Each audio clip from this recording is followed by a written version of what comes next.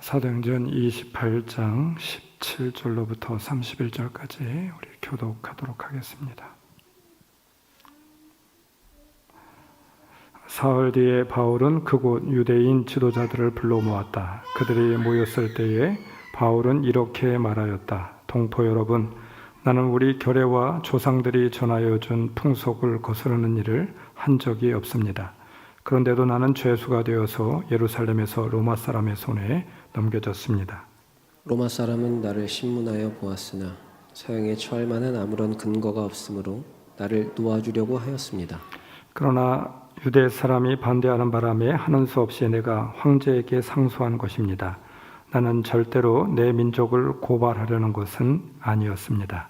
이런 까닭으로 나는 여러분을 뵙고 말씀드리려고 여러분을 오시라고 청한 것입니다. 내가 이렇게 쇠사슬에 매여 있는 것은 이스라엘의 소망 때문입니다. 그들이 바울에게 말하였다. 우리는 아직 유대로부터 당신에 관한 편지를 받은 일도 없고 동포들 가운데서 아무도 여기에 와서 당신에 대하여 나쁘게 말하거나 소문을 낸 일이 없습니다. 우리는 당신에게서 당신의 생각을 들어보고 싶습니다. 이 종파에 대하여 우리가 아는 것은 어디서나 이 종파를 반대하는 소리가 높다는 것입니다. 그들은 바울과 만날 날짜를 정하였다. 그날에 더 많은 사람이 바울의 숙소로 찾아왔다. 그는 아침부터 저녁까지 그들에게 하나님 나라를 엄숙히 증언하고 모세의 율법과 예언자의 말을 가지고 예수에 관하여 그들을 설득하면서 그의 속내를 터놓았다. 더러는 그의 말을 받아들였으나 더러는 믿지 않았다. 그들이 이렇게 견해가 서로 엇갈린 채로 흩어질 때에 바울은 이런 말을 한마디 하였다. 성령께서 예언자 이사야를 통하여 여러분의 조상에게 하신 말씀은 적절합니다. 곧 이런 말씀입니다. 이 백성에게 가서 말하여라. 너희가 듣기는 들어도 깨닫지 못하고 보기는 보아도 알지 못한다. 이 백성의 마음이 무디어지고 귀가 먹고 눈이 감겨 있다. 이는 그들로 하여금 눈으로 보지 못하게 하고 귀로 듣지 못하게 하고 마음으로 깨닫지 못하게 하고 돌아서지 못하게 하여 내가 그들을 고쳐주지 않으려는 것이다. 그러므로 여러분은 하나님의 이 구원의 소식이 이방 사람에게 전파되었음을 알아야 합니다. 그들이야말로 그것을 듣고 받아들일 것입니다. 바울은 자기가 오던 새 집에서 꼭 2해 동안 지내면서 자기를 찾아오는 모든 사람을 맞아들였다. 그는 아무런 방해도 받지 않고 아주 담대하게 하나님 나라를 전하고 주 예수 그리스도에 관한 일들을 가르쳤다. 아멘. 오늘 이렇게 우리 정말 어린 아이들이 같이 예배를 드리니까 참 너무 좋네요. 감사합니다. 오늘 예배가 끝난 뒤에 유아 세례 예식을 고행하도록 하겠습니다. 먼저 우리가 말씀을 보도록 하겠습니다. 오늘 성경 말씀은 사도행전 28장 마지막 말씀이죠. 28장에서 우리는 이제 사도 바울이 이제 마지막으로 사도행전을 로마에서 그렇게 복음을 전하고 끝나는 그런 모습을 보게 됩니다. 그가 로마에 오게 되었을 때 정말 아무도 알아주는 사람도 없었고 또 그가 로마에 있을 때 그의 영향력은 너무나도 미미한 것이었습니다. 당시 세계를 지배하고 있었던 당국자들, 로마 황제, 사도 바울이 로마에 온 것 알지도 아마 못하였을 것 같아요. 그의 영향력으로는 아무런 그런 어떤 영향력을 행사하지 못하였습니다. 그런데 사도 바울의 이 작은 발걸음은 나중에 정말 너무나도 놀라운 그런 역사의 발걸음이 되게 되었습니다. 세계를 움직이는 또 복음을 땅끝까지 이르러 전하게 되는 그런 놀라운 복음의 대역사가 시작되게 되었던 것이었죠. 혹시 여러분들 튜즈데이스 인 모리스라고 하는 책을 알고 있습니까? 모리와 함께한 화요일이라고 하는 책입니다. 오래전에 그렇게 번역되어 나온 그런 책이기도 한데 많은 사람들이 이 책을 읽었고 또 굉장히 유명한 베스트셀러이기도 합니다. 모리 슈워츠라고 하는 사람이 이 책을 쓰게 되었습니다. 이 사람은 브랜다이스 대학의 사회학 교수였습니다. 그런데 안타깝게도 그는 마지막으로 그가 죽기 전에 3개월 동안 사람들을 만나고 또 제자를 만나면서 함께 나누었던 그런 인생에 대하여서 이 책에 쓰여지게 되었는데, 안타깝게도 그런 루게릭 환자였습니다. 스티븐 호킹처럼 사제를 쓰지 못하다가 결국 숨 쉬는 것조차 힘들어서 그렇게 생을 마감하게 되었죠. 숨을 거두기 전 3달 동안 매주 화요일 제자인 미치 앨범과 만나서 인생에 있어서 죽음이라고 하는 것이 무엇인지, 가족, 감정, 나이 드는 두려움, 후회, 돈, 사랑, 결혼, 용서 등 우리 인생의 정말 다양한 문제에 대하여서 이것이 무엇이 중요한지에 대하여서 이 후배와 함께, 제자와 함께 가르쳐 주었던 그런 수업 내용을 그렇게 남겨놓은 책이 바로 이 모리와 함께한 화요일이라고 하는 책입니다. 모리 슈워츠는 이렇게 이야기하고 있습니다. 나는 지금 죽어가고 있지. 내 고통과 내 아픔만으로 충분한 이 마당에 내가 다른 사람들의 고민을 듣는 것이 왜 그렇게 중요하다고 생각하나. 타인에게 뭔가를 주는 것이야말로 내가 살아있는 기분을 느끼게 해주지. 자동차나 집은 그런 기분을 느끼게 해주지 않아. 거울에 비친 내 모습은 그런 느낌을 받지 못해. 내가 그들을 위해 시간을 내고 내 말을 듣고 미소를 지을 때 살아있다라고 하는 느낌이 들어. 이렇게 그는 이야기를 했어요. 모리는 마음속에 해야만 하는 분명한 일이 있었습니다. 그리고 그 일이 진정 타인을 기쁘게 하는 일이라고 믿고 있었습니다. 그러기에 그는 죽으면서도 삶의 의미를 누릴 수가 있었고, 또 그것이 진정 그를 살게 하는 힘이었다, 이렇게 말하고 있습니다. 그렇습니다. 상황이 어떻게 바뀌든지, 처지가 어떠하든지 문이 열려지기를 바라는 것이 아니라 열려진 곳에서 내가 해야 할 일이 있음을 찾아야만 됩니다. 마음속에 분명한 꿈과 목표, 해야 할 일이 자리하고 있어야 되겠죠. 분명하게 이러한 목표가 또 이러한 꿈이 자리하고 있게 된다라고 하면 바로 그 사람은 후회하거나 절망하지 않습니다. 다른 말로 이야기하면, 좀 신학적인 말로 표현을 해본다라고 하면, 나만의 로마가 마음속에 자리 잡고 있을 때 다른 어떤 요인도 넘어뜨릴 수 없다라고 하는 것입니다. 사도 바울은 이 로마가 마음속에 있게 되었습니다. 로마를 가고자 하는 갈망이 있었습니다. 로마에서 복음을 전하고자 하는 그런 간절한 마음이 있게 되었죠.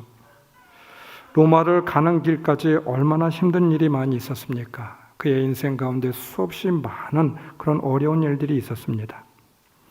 로마의 여정이 행복하지도 않았습니다. 로마로 가는 여정은 힘들고 너무나도 어려운 그런 난관의 연속이었죠. 고되고 힘든 삶이었음을 우리는 사도행전을 통하여서 이제까지 말씀을 같이 나누게 되었습니다. 여러분, 사도 바울에게 얼마나 많은 어려움이 있었습니까? 로마에 오기까지 그는 얼마나 힘든 삶을 살고 있었습니까? 또 로마에 와서도 마찬가지입니다. 그토록 꿈꾸고 고대하던 로마에 왔지만 누구 하나 반겨주는 사람도 없었고 알아주는 사람도 없었어요. 그러나 바울의 마음에 늘 로마가 자리하고 있었습니다. 로마로 향한 길은 하나님이 원하시는 길이고 자신이 반드시 해야만 하는 길이었기 때문에 그 어떤 어려움이 있다 할지라도 참고 견디고 또 끝내 그 로마로 가는 길을 이루게 되었습니다. 사랑하는 성도 여러분, 오늘 이 시간 우리의 마음 가운데 사도 바울이 간직하였던 그 로마에 대한 마음이 우리들도 있어야 되겠어요. 여러분들도 똑같이 바울과 같이 흔들리지 않는 로마가, 분명한 로마가 자리하고 있기를 주님의 이름으로 축원합니다. 바울이 로마에서 오늘 성경 본문에 보니까 셋집에 머문 기간은 2년 정도 되었다라고 합니다. 그 후에 대해서는 대부분의 성경학자들이 주후 62년경에 로마에서 로마법을 위한 특별한 혐의가 인정되지 않아서 가택연금에서 석방된 것으로 간주하고 있습니다. 보고 있습니다. 그 뒤에 사도 바울은 고린도 지방을 여행하며 교회들을 굳게 하다가 다시 체포되어서 66년경에 체포되게 되었고, 그리고 67년 6월경에 로마에서 순교한 것으로 그렇게 보고 있습니다. 그런데 이 사도 바울에게 있어서 가장 선교의 열매가 컸던 때는 바로 이 셋집에 있었던 2년 동안의 기간이었다라고 해요. 에베소의 3년과 로마의 가택연금 2년간의 기간이 그의 인생 가운데 가장 중요하고 의미 있었던 기간이었다라고 성경학자들은 이구동성으로 말하고 있습니다. 이 기간 중에 옥중 서신으로 분류가 되는 에베소서, 빌립보서, 빌레몬서, 또 골로새서 등 정말 유수한 그런 말씀들이 바로 이 기간 동안의 이 시기에 그렇게 남겨지게 되었고요. 또 이 편지들이 이 서신서 가운데 가장 기독론적이다라고 평가를 받고 있기도 합니다. 그뿐입니까? 로마에서 복음을 전하게 되었는데 이 2년 동안의 복음 전하는 것이 어떻게 되었습니까? 나중에는 전 세계적으로 복음을 전하게 되는 위대한 일들이 되게 되었어요. 사도 바울이 로마에 도착한 것 어느 누구도 의미를 갖지 않았습니다. 정말 소수의 일행이 로마에 도착하였을 때 관심도 의미도 두지 않았습니다. 그러나 사도 바울의 이 로마행, 이 로마는 이 로마에 도착한 것은 정말 인류 역사에 있어서 가장 중요한 그런 분기점이 되고 있죠. 나중에 바로 300년이 지난 뒤에 로마 제국이 기독교 국가가 되었습니다. 그러므로 인하여서 전 세계에 기독교가 전파되는 그런 위대한 일들이 일어나게 되었죠. 한 사람의 마음에 분명한 로마가 자리하고 있게 되자 놀라운 역사가 일어나게 되었음을 말하고 있는 것이죠. 인생의 평가는 얼마나 오래 살았느냐가, 사는 동안 어떠한 특권을 누렸느냐가 중요한 것이 아닌 것 같아요. 마음속에 무엇을 담고 살았느냐, 그리고 그것이 과연 하나님의 뜻을 이루기 위한 일이었느냐, 얼마나 보람찬 일이었느냐, 하나님께서 기뻐하는 일이었느냐, 이것이 중요한 인생의 평가 기준이 되는 것입니다. 바로 이러한 인생이 위대한 인생, 사도 바울과 같은 위대한 인생을 살아가는 인생들이 아닐까요? 주님이 기뻐하는 일, 주님이 나에게 주신 일을 발견하게 될 때 하나님께서 나에게 주신 그 로마라고 하는 바로 그 위대한 하나님의 꿈이 나에게 있게 될 때 인생이 의미 있는 인생이 될 줄 믿습니다. 사도행전 28장을 가리켜서 흔히 성경학자들은 이야기하길 오픈 엔딩의 말씀이다 이렇게 말하고 있습니다. 무슨 말일까요? 사도행전은 끝이 정말 잘 확실하게 정의가 되지 않았습니다. 뭔가 사도행전을 결론을 짓게 된다라고 하면 좀 의미심장하게 아니면 드라마틱하게 결론을 지어야 되는데 끝이 흐지부지 그렇게 끝나고 있음을 볼 수가 있습니다. 여러분들은 말씀을 읽으면서 어떻게 오늘 말씀을 보셨습니까? 말씀 31절에 보니까 그는 아무런 방해도 받지 않고 아주 담대하게 하나님 나라를 전하고 주 예수 그리스도에 관한 일들을 가르쳤다. 이렇게 성경은 결론을 내고 있어요. 사도행전이라고 하면 우리가 이제까지 보아왔던 것처럼 얼마나 드라마틱한 그런 말씀이었습니까? 그렇다라고 하면 뭔가 끝을 맺어야 될 것 같은데, 아니 의미심장한 그런 그 무엇으로 끝을 종교를 내야 될 것 같은데 끝나는 부분이 흐지부지합니다. 그냥 진행형으로 끝나고 있습니다. 이렇게 사도행전 28장을 끝낸 이유가 있습니다. 성경학자들은 바로 이 사도행전 28장을 오픈 엔딩이라 이렇게 말하고 있어요. 열려진 책이다 말을 하고 있는 것이죠. 무슨 말일까요? 초대교회의 역사를 추가로 더 이상 쓰는 것이 불필요하다고 생각하여서 갑자기 중단을 하였다는 말입니다. 그 이유는 사도행전에 바울의 삶에 관한 책이 아니라 복음의 확산에 관한 책으로 그렇게 사람들은 보고 있었다라고 하는 것이죠. 누가도 마찬가지입니다. 로마까지 복음이 전달되는 것으로 누가는 생각을 하고 이 말씀을 적어 내려가고 있었습니다. 그리고 여기까지가 바로 바울의 역할이었다 말하고 있는 것이죠. 이제 사도행전은 다시 시작합니다. 중요한 분기점에 서 있습니다. 내용도 증거할 사람도 장소도 바뀌어져야 될 그런 시점이었습니다. 여러분, 우리가 흔히 올림픽에서 5000m 계주 경기를 하게 되는데 선수들이 바톤을 이어받아서 달리기를 하게 됩니다.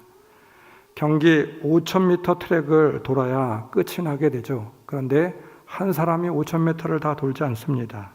한 선수가 다 달릴 수가 없어요. 한 선수가 달릴 수 있는 리밋이 있습니다.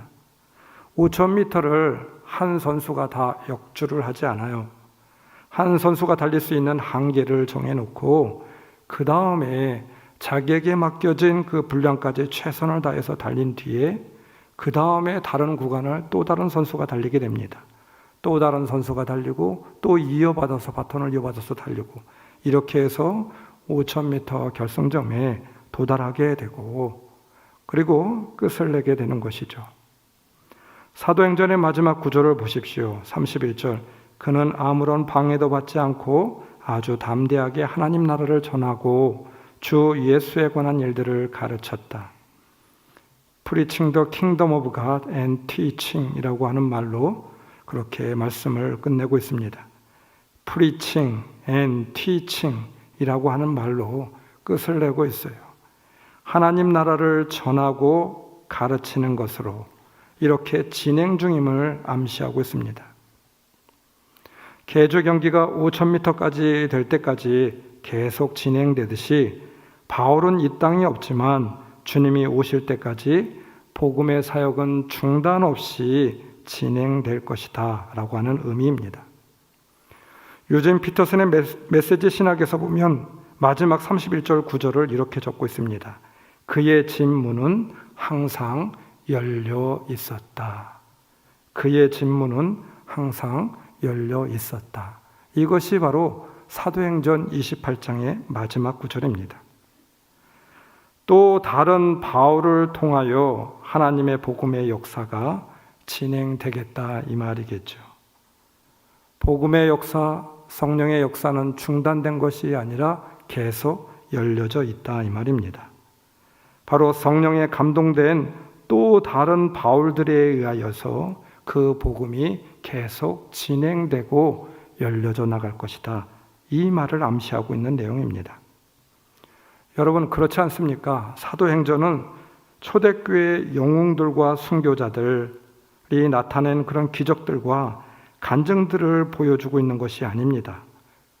여러분 수없이 많은 평범한 사람들, 상인들, 노예들, 간수, 교회 지도자, 남자들과 여자들, 이방인, 유대인 부자와 가난한 자, 이 같은 평범한 사람들의 삶에 역사하시는 성령의 역사에 의하여서 움직여지고 또 연결되어지게 되었습니다. 이 이름 없는 믿음의 영웅들은 오고 오는 세대에 예수 그리스도의 메시지를 가지고 세상을 변화시키면서 성령을 통해서 그 사역을 계속해서 이어져 나왔죠. 그리고 마찬가지로 오늘 우리 또한 바로 복음이 확장되어 가는 이야기 속에 또 하나의 이름 없는 영웅으로 살아갈 것입니다. 사도행전 우리가 다시 써내려가야 된다라고 하는 것이죠. 그래서 사도행전은 28장에서 완전히 끝나는 것이 아니라 29장으로 열려진 오픈 행전이라고 말하고 있는 것입니다. 사도행전에 또 다른 그런 별칭이 불려지고 있는 그런 이름이 있는데요. 바로 그것은 성령행전이 아니라 사도행전이 아니라 성령행전이라고 그렇게 별칭으로 불려지고 있습니다. 성령행전. 이것이 도대체 무엇입니까? 복음을 전하는 사람은 끝이 있지만 성령은 영원하다라고 하는 말입니다. 하나님의 계획에 따라 이 세상 나라가 끝나고 하나님 나라가 이루어지기까지 성령의 복음의 역사는 계속해서 이어지겠다 이 말입니다. 사랑하는 성도 여러분, 사도행전은 지금도 진행형 가운데 있습니다. 28장으로 끝나는 것이 아니라 29장이 진행되고 있어요. 그 29장은 누가 써내려가는 것입니까? 이름 없는 언성희로 바로 여러분과 같은, 우리와 같은 나 자신이 29장을 써내려 가는 것이죠.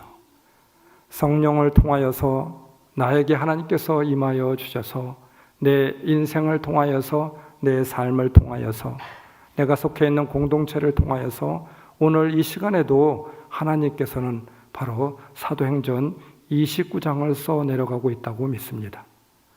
여러분이 바로 그 29장의 주인공들입니다. 여러분들로 인하여서 또 다른 교회의 역사가, 복음의 역사가, 성령의 역사가 새롭게 쓰여지기를 다시 한번 주님의 이름으로 축원합니다. 이것이 바로 사도행전 마지막 구절에서 우리에게 의미하고 있는 내용이 아닐까요? 오페라 나비 부인 나보엠의 작곡자 푸치니에 관한 유명한 일화 하나가 있습니다. 그는 젊은 나이에 암 환자가 되었습니다. 이 천재적인 작곡자도 죽을 수밖에 없었어요. 그런데 생애 마지막 작품으로 푸치니는 트란도트라고 하는 그런 작품을 작곡하기로 결심을 했습니다. 그를 아끼는 제자들과 친구들이 병든 그에게 제발 몸을 아끼라고, 이렇게 병이 걸려서 죽어가고 있는데 무슨 작품이냐고 간곡히 말렸지만, 요양을 하라고 했지만 그는 듣지 않았습니다. 그때마다 나는 이 작품에 온 정성을 쏟겠지만 혹시 내가 완성하지 못할 경우에 이 작품은 당신들한테 달렸으니까 당신들이 완성하시오 라고 작품에 몰두하게 되었습니다. 푸치니는 결국 이 작품을 완성하지 못하고 세상을 뜨게 됩니다. 푸치니의 친구들은 그들의 남은 생애를 푸치니를 잃은 슬픔으로 인해 우울하게 살아가든가, 아니면 그가 시작하고 완성하지 못한 멜로디를 완성시키든지 둘 중에 하나를 선택해야만 했습니다. 푸치니의 제자들, 그의 일행들은 과연 어떤 선택을 하였을까요? 1926년 토스카니에 의하여서 푸치니의 미완성 오페라가 완성이 되어서 처음으로 오페라 발표가 있었던 날이었습니다. 토스카니는 연주를 하며 푸치니가 죽었기에 더 이상 완성할 수 없었던 부분에서 이르러서 연주를 중지시키게 되었습니다. 그리고 청중들에게 이렇게 말하게 되었죠. 바로 이 부분까지 거장이 완성하였던 푸치니의 트란도트입니다 라고 이야기를 했습니다. 그리고 그는 관중이 보는 것을 의식하지 않고 눈물을 흘리게 되었습니다. 아마도 푸치니에 대한 그런 애틋한 생각, 여러 가지 생각들이 있어서 더 이상 연주를 못하였는지도 모르겠습니다. 그런데 잠시 후에 토스카니는 그의 머리를 들고 미소를 지으며 관중을 향해서 이렇게 마무리를 하였다고 합니다. 이제부터는 푸치니의 친구들이 다시 시작을 합니다 라고 하면서 나머지 트란도트를 끝까지 지휘하였다라고 하는 일화입니다. 여러분, 그렇습니다. 사도행전은 소수의 무리에 의하여서 시작되었고 복음이 유대를 넘어 사마리아를 거쳐 로마로 향하게 되었습니다. 스데반, 베드로, 빌리, 바울, 그리고 그 뒤를 따랐던 수없이 많은 사람들로 인하여서 믿음의 언성희로 알려지지 않는 많은 믿음의 사람들이 있어서 바로 어디에까지 이르게 되었습니까? 오늘 대한민국, 그리고 나 자신에게까지 이르게 되었죠. 그리고 또한 이 복음은 바로 계속해서 주님이 오실 때까지 이어질 것입니다. 저는 종종 가끔가다 이런 엉뚱한 생각을 해보게 됩니다. 우리 조상이 있어서, 할아버지가 있고 내 아버지가 있어서 오늘의 나가 있지. 그런데 바로 중요한 것은 이제부터는 나의 계대가 이어지지 않을까? 나로부터 시작해서 또 다른 세대가 계속해서 이어지지 않을까? 이런 생각을 해보게 됩니다. 중요한 것은 나로부터 내가 어떤 영향을 끼치는지, 내가 어떻게 후대에 그런 아름다운 복음의 능력을 끼치는지, 주님께서 주신 그런 귀한 선한 사역을 나로부터 시작되게 되는지, 이것이 중요할 것 같아요. 여러분, 이 복음은 계속해서 주님이 오실 때까지 이어질 것입니다. 누구에 의하여서? 바로 나에 의하여서. 열려진 믿음의 시각을 갖고 있는 사람들, 바로 나 자신에 의하여서 사도행전 29장이 쓰여질 것입니다. 오늘 말씀 맨 마지막 구절을 보시기 바랍니다. 사도행전 28장 27절. 이 백성은 마음이 무디어지고 귀가 먹고 눈이 감기어 있다. 이는 그들로 하여금 눈으로 보지 못하게 하고 귀로 듣지 못하게 하고 마음으로 깨닫지 못하게 하고. 이 말씀이 무슨 말일까요? 다른 말로 하면 눈이 열려진, 믿음의 눈이 열려진, 귀가 열려진, 믿음의 귀가 열려진, 믿음으로 비전이 열려진 사람만이 보고 듣고 품을 수 있다, 이 말을 하고 있는 것이 아니겠습니까? 이미 사도행전 29장은 열려진 책으로 우리에게 주어졌습니다. 이제 우리가 이 사도행전 29장의 주인공이 되어서 우리가 바로 이 사도행전 29장을 써 내려가야 될 줄 믿습니다. 믿음의 눈과 귀가 열려진 믿음의 비전을 품은 바로 여러분이 사도행전 29장 바로 열려진 책장의 주인공이 다 될 수 있기를 주님의 이름으로 축원합니다.